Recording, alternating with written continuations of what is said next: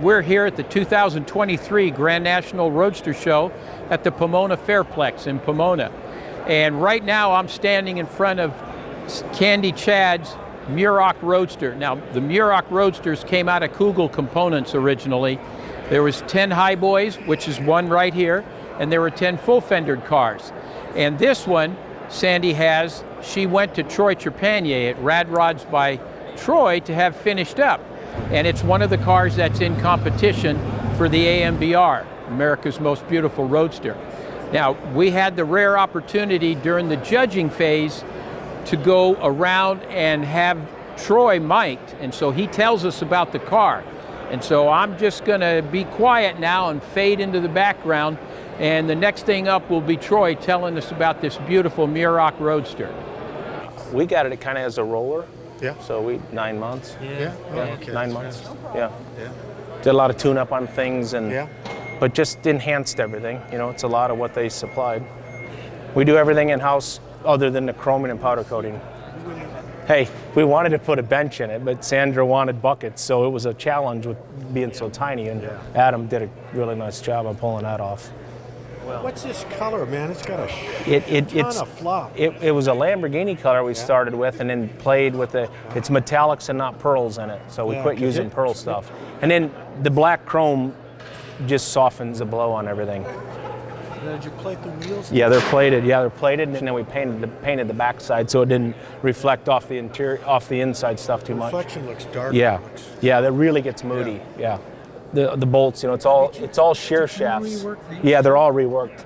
They're normally open, so we made them bigger and closed them. Yeah. And then we just went around the outside of it. We put 2 big pieces, and then came over the top. And then all the through bolts on the rear end and everything are 300 series shafts. And then these are iron alloy 660 aircraft bolts that capture them, just to get rid of all the heavy bolts on everything.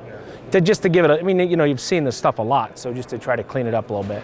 And we made the headlight stanchions and the Nerf bar. And so the Heims and all the rest of the arms are all Kugel stuff? Yes, it's all Kugel stuff. Yeah, and all we did is like all the brackets, we just profiled them nicer and metal finished them a little bit. We scanned the rear spindles and did 4 operations on them just to thin them out a little bit and get them a little more round looking. The body's pretty much what Marcel did. We didn't touch it at all. We've been doing so much one-off stuff. It was kind of nice to take something somebody else did and just kind of put our look to it. And the ones that have been done are nice, but they're kind of hot roddy, where this one's Sandra's 80, and kind of we tailored this a little bit towards a lady and maybe a little more stylish, if you want to call it.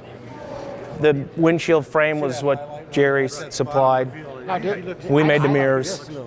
Yeah, that Adam made that. Yeah. Because it just closes off that ugly... Well, it's going uphill, right? This is going uphill, Tom, so now it's a little bit more level. Plus, putting these out on the body kind of looks like an afterthought, so having them pulled back up there is a little sleeker. It's an LS6, and it's got like I was telling you, the upper intake is off of our Mariani land speed car that we set the D-gas record in. Thank God. Kind of cool. I thought you were going to say it was an EV. No. No, not for me. No. What stinks is that the intake got so tall, we had to, when we made the air cleaner, it kind of covers up but it's got, they're billet throttle bodies, there's 2 barrels in line. And then we made all the upper China hat and everything. That's off, this upper part is off of our land speed car that set the D-gas record. I mean, it's an LS, it's like, what do you do? So it just paid attention to, and that's a... Is that one of those like heat shrink things? No, I sell these. These are called constant tension clamps. And what it is with the ripples in it, when it goes through the heat cycle, it always keeps the same tension. And then it's got the inner liner that goes underneath it. I seen them on Cruz Pendergon's race car at a Snap-on thing I did in Wisconsin like 15 years ago. So I sell them now. I found out where they made them. Release it? It's normal. It's a normal. Yeah, it's just a normal 5/16 clamp. But it's got the inner liner, and then these are constant tension.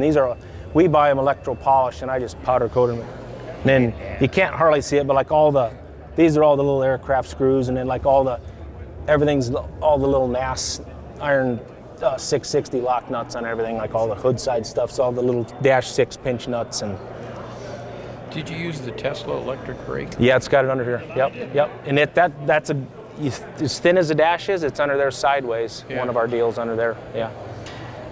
And we do every car we build, we make our own harnesses, so it's all Canon plugged at the firewall, so when you take them up, you can actually work on them, which is a little thing, but it's a big thing to us. And then with the hood side off, we have a real nice rack cover down there, because the rack's kind of, it's a manual rack. I mean, it looks terrible, so it's got our bitch and cover under it. Is he snoring? We did a little Muroc badge for them guys, but we do all the trunks. Adam does just raw covered aluminum, because like Rydell, when he throws the chairs in there and wrecks the foam, then it looks like garbage. So at least the leather has a little, it'll give a little bit. Yeah. So, and then like the door handles, these cars don't come.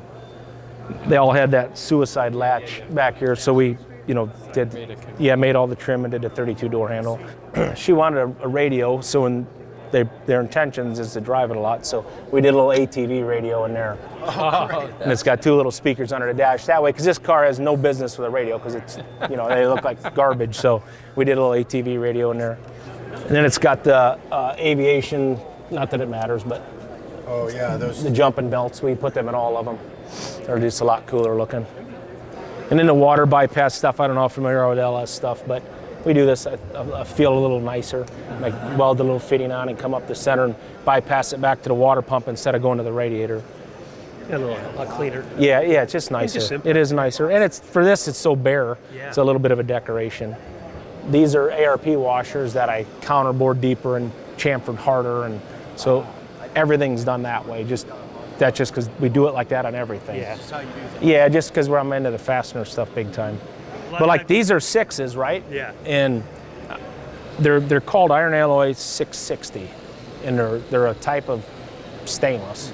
But like that dash 6 right there, you could probably torque it to 10 foot-pounds. It won't slip and it won't break. Yeah. And the 3/8 ones, like in the suspension, you could do 40 foot-pounds easy, and they're not slipping and they're not breaking. All right, you've had a chance to listen to Troy as he told us what they did at Rad Rods in building this Muroc Roadster and getting it ready for competition here at the Grand National Roadster Show.